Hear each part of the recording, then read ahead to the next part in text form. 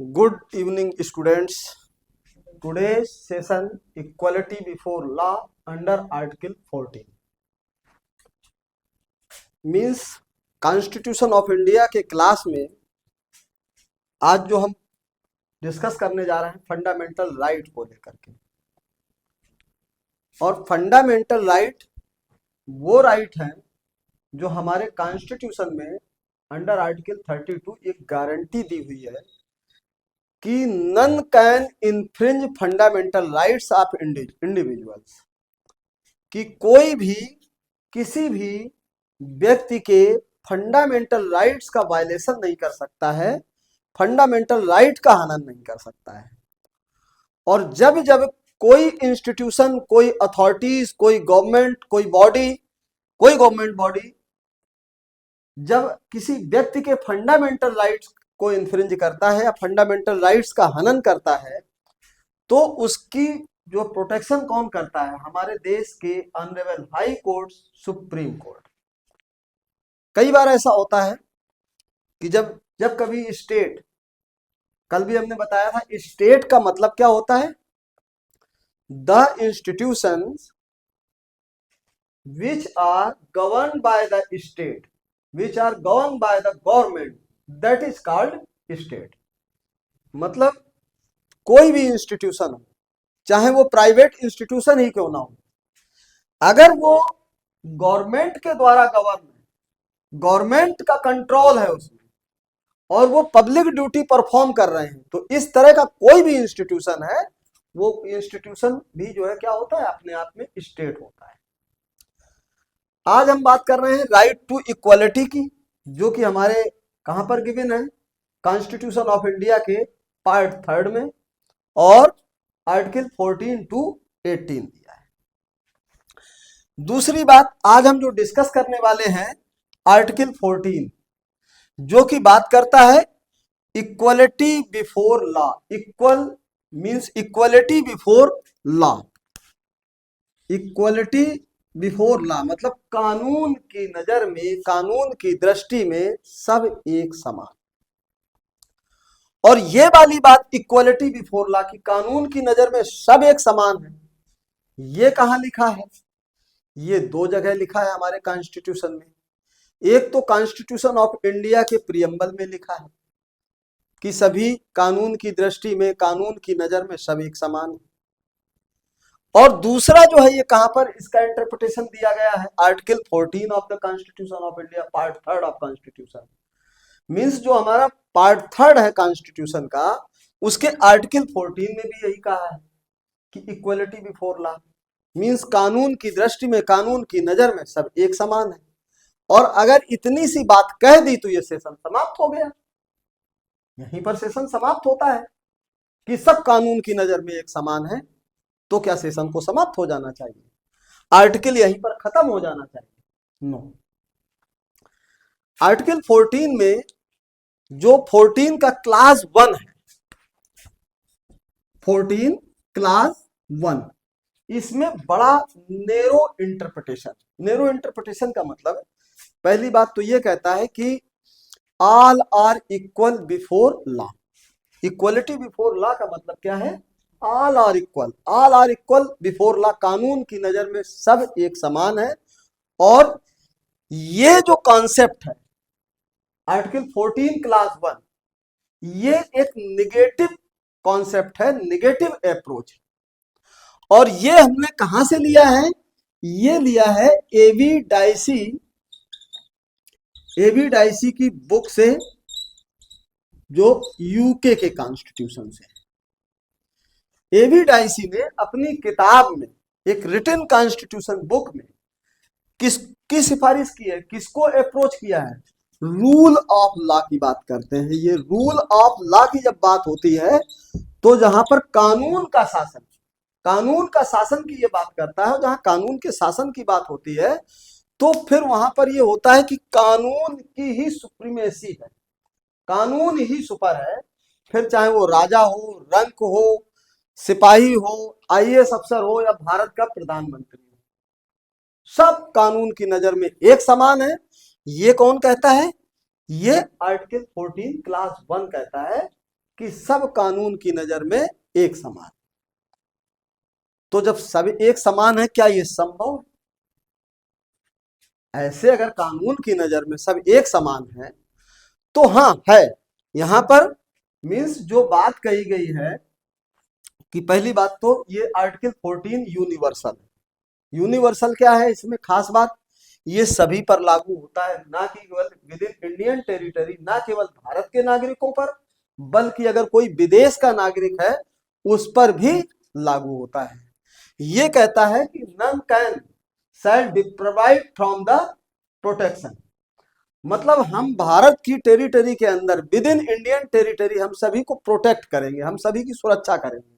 No doubt, ये तो बहुत अच्छी बात है कि अगर हमारे भारत में कोई विदेश का भी नागरिक आ जाए, मान लीजिए कोई अमेरिकन आ जाए, कोई कहीं का भी नागरिक है, अगर वो नागरिक है, भारत में आया है, भारत में रह रहा है, बट बस वो आया कैसे होना चाहिए, वैलिड वीजा, वैलिड पासपोर्ट, अगर उसके तरीके से आया है, चाहे वो वीजा किसी भी तरह का हो, चाहे उसका टूरिस्ट वीजा हो या बिजनेस वीजा या जॉब वीजा पर आया है, तो अगर वैलिड वीजा, वैलिड पासपोर्ट के साथ है तो वो आया है, तो उस नागरिक को भी हम उतना ही प्रोटेक्ट करेंगे जितना कि हम इंडियन सिटीजन्स की प्रोटेक्शन करते हैं।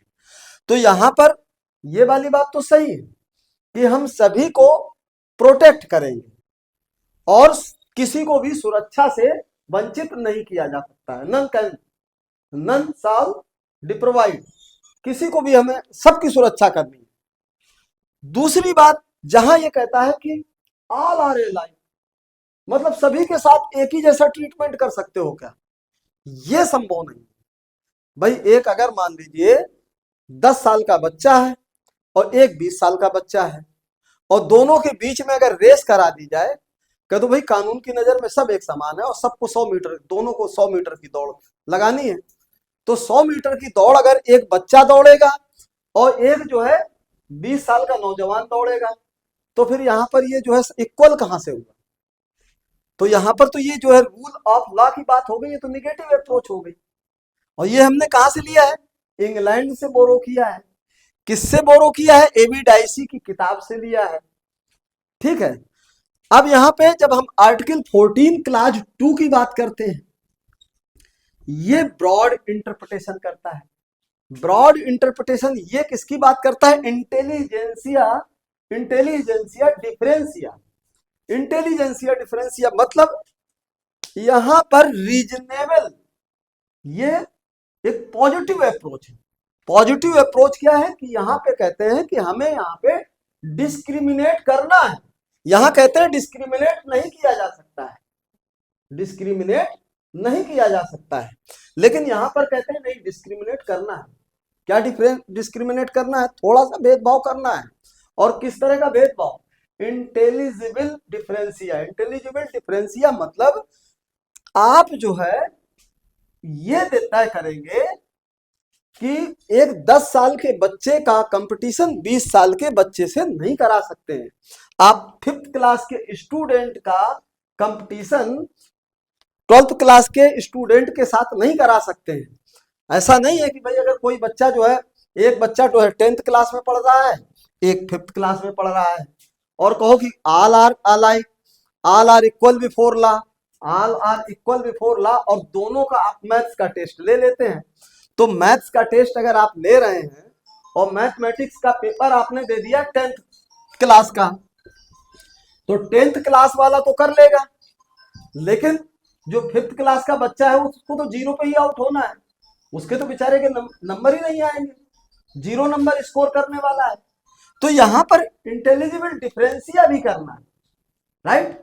तो कुल मिलाकर के ये जो आर्टिकल 14 क्लाज 2 है, इसको, इसका जो है ब्रॉड इंटरप्रिटेशन किया है ऑनरेबल सुप्रीम कोर्ट ने। किन केसेस में किया है, आर्टिकल 14 को आर्टिकल 21 से इंटरलिंक किया, इसको जोड़ा और ड्यू प्रोसेस ऑफ लॉ को इंट्रोड्यूस किया। किस केस से, Maneka Gandhi versus union of India के केस से। Maneka Gandhi versus union of India 1978।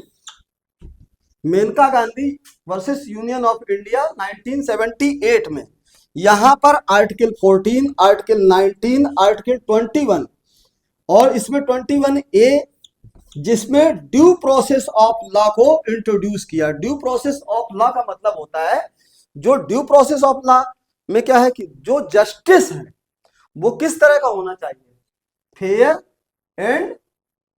Justice होना चाहिए, फेयर एंड नेचुरल। जहां पर फेयर भी हो, नेचुरल भी हो, इस तरह का जस्टिस होना चाहिए। तो यहाँ पे ड्यू प्रोसेस ऑफ लॉ की बात की गई। यहां पर ही कॉन्सेप्ट आता है ऑडी ऑल्ट्रम पार्टम, मतलब कोई भी अगर जस्टिस आप डिलीवर कर रहे हो तो एट लीस्ट आप, एक होती है, दो चीजें होती है जस्टिस करते समय। जब जज कोई फैसला सुना रहे होते हैं तो एक तो होता है जजमेंट, कि जज ने क्या किया है, फैसला सुनाया है। तो कई बार अपना जजमेंट एक होता है इम्पोज करना, एक होता है जस्टिस डिलीवर करना। जस्टिस डिलीवर करने का मतलब होता है कि जहां पर दोनों ही पार्टी सेटिस्फाई हो जाएं, जहां पर एक पार्टी को ये लगे कि यार ये तो इन्होंने अपना फैसला सुना दिया, तो वो एक तरह से क्या हो जाता है, आर्बिट्रेरी इन्वेजन हो जाता है। और वो आर्बिट्रेरी इन्वेजन कब हो जाता है, जब दूसरे पक्ष को सुनने का मौका ही ना दिया गया हो। तो दूसरे पक्ष को अगर मान लीजिए कोई क्रिमिनल केस है और क्रिमिनल केस एक तरफ से चल रहा है, दूसरे पक्ष को, जिसको जो एक्यूज्ड है, उसे सुना ही ना जाए, मींस 313 सीआरपीसी में उसको बुला करके उसको सुनने का अवसर ही ना दिया जाए, तो क्या होगा, ये तो एक वन साइडेड डिसीजन हो जाएगा ना। तो यहां पर नेचुरल, जो प्रिंसिपल ऑफ नेचुरल जस्टिस की बात है, प्रिंसिपल ऑफ नेचुरल जस्टिस, जो नेचुरल जस्टिस का जो सिद्धांत है वो क्या होना चाहिए, फेयर होना चाहिए, जो कि मेनका गांधी के केस में हुआ था। मेनका गांधी का पासपोर्ट अथॉरिटी ऑफ इंडिया ने बाउंड कर लिया अंडर सेक्शन 10, और मेनका गांधी से कहा कि ये तो हमने इसलिए कर लिया कि ये प्रोसीजर इस्टेब्लिश्ड बाय लॉ था। तो यहाँ पे तो रूल ऑफ लॉ की तो बात हुई, लेकिन रूल ऑफ लॉ के साथ साथ, जबकि रूल, इसमें जो आर्टिकल 14 क्लास 1 जो रूल ऑफ लॉ की बात करता है, ये कहता है कि भाई चाहे वो हमारे देश का राष्ट्रपति ही क्यों ना हो, सबके लिए कानून, मतलब राजा से भी बढ़ करके फिर शासन होता है, जो कानून है वो फिर सब पे लागू होता है। लेकिन आर्टिकल 14 क्लास 2 क्या कहता है, नहीं, ये डिफरेंस तो रहना चाहिए। क्या रहना चाहिए, हमें इक्वलिटी को इस्टेब्लिश करना है, लेकिन कैसे, डिस्क्रिमिनेट करते हुए, रीजनेबल डिस्क्रिमिनेट करते हुए, कि भाई अगर बच्चा 10 साल का है और एक व्यक्ति 20 साल का है, तो 10 साल के और 20 साल के बच्चे में तो अंतर रहना ही चाहिए। एक लंगड़ा है और एक दोनों पैरों पे खड़ा है और या व्हील चेयर पे बैठा है, तो भाई एक बात बताओ, उनके बीच कैसे रेस हो सकती है। एक बच्चा एमएससी मैथमेटिक्स है, एक बच्चा 10th में पढ़ रहा है, उनके बीच क्या मैथमेटिक्स का कंपटीशन कराया जा सकता है। तो रेशनल नेक्सस तो अनिवार्य है, और जब ये रेशनल नेक्सस होगा तभी तो इक्वलिटी आएगी। भाई इक्वलिटी को इस्टेब्लिश करने के लिए क्या करना है, इक्वलिटी इस्टेब्लिश करने के लिए इंटेलिजिबल डिफरेंशिया मींस ये अनिवार्य है कि आप पॉजिटिव अप्रोच करो। पॉजिटिव अप्रोच का मतलब है कि आप डिस्क्रिमिनेट करो, ये क्लासिफिकेशन करो, रीजनेबल क्लासिफिकेशन होना बहुत अनिवार्य है। तो यहां आर्टिकल 14 क्लास 2 रीजनेबल क्लासिफिकेशन की बात करता है, और आर्टिकल 14 क्लास 1 ये इक्वलिटी बिफोर लॉ की बात करता है। ये कहता है सब एक समान है, तो सब एक समान है, ये बात सही है, all are equal before law, but ये डिफरेंशिएशन तो रहेगा ही। डिफरेंस कहां पे नहीं हो सकता है, जो कि हम आर्टिकल 15 में बात करते हैं कि भाई आर्टिकल 15 में जब हम कहते हैं कि भाई किसी भी व्यक्ति के साथ जाति के आधार पर, on the basis of caste, sex, races, इनके आधार पर हम जो है बर्थ प्लेस, ये जो है 5 ग्राउंड है, जिनके ग्राउंड पर हम क्या नहीं कर सकते, डिस्क्रिमिनेट नहीं कर सकते, भेदभाव नहीं कर सकते हैं। लेकिन जहां पर रीजनेबल डिफरेंशिएशन है तो वहां पर करना ही होगा। तो कुल मिलाकर के article 14 class 1 and article 14 class 2 ये समझ में आया होगा। और इसके लिए अगर हम केसेस की बात करें तो एक केस ये Maneka Gandhi versus union of India है, और साथ में कुछ केसेस और हैं जो presumption of constitution of laws E P Royappa versus state of Tamil Nadu. ये आप कुछ लोग जो है ये केस लॉज भी नोट कर लें जो आर्टिकल 14 और इससे रिलेटेड है,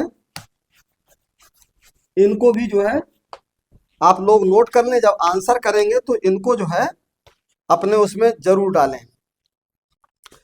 एक तो Ramakrishna Dalmia versus Ram Krishna Dalmia versus justice Ramakrishna Dalmia versus justice S R. Tendulkar.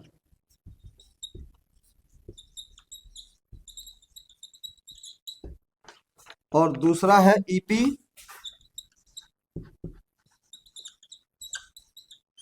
रोयप्पा versus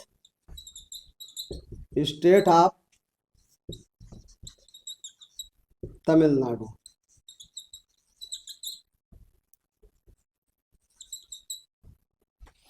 Tamil Nadu यहाँ पर जो है ड्यू प्रोसेस ऑफ लॉ की भी बात की गई है। इसी के साथ हमारा सेशन समाप्त होता है। अगर आप लोगों को जानकारी अच्छी लगे, वीडियो अच्छे लगे तो please like, subscribe and share. Thank you very much.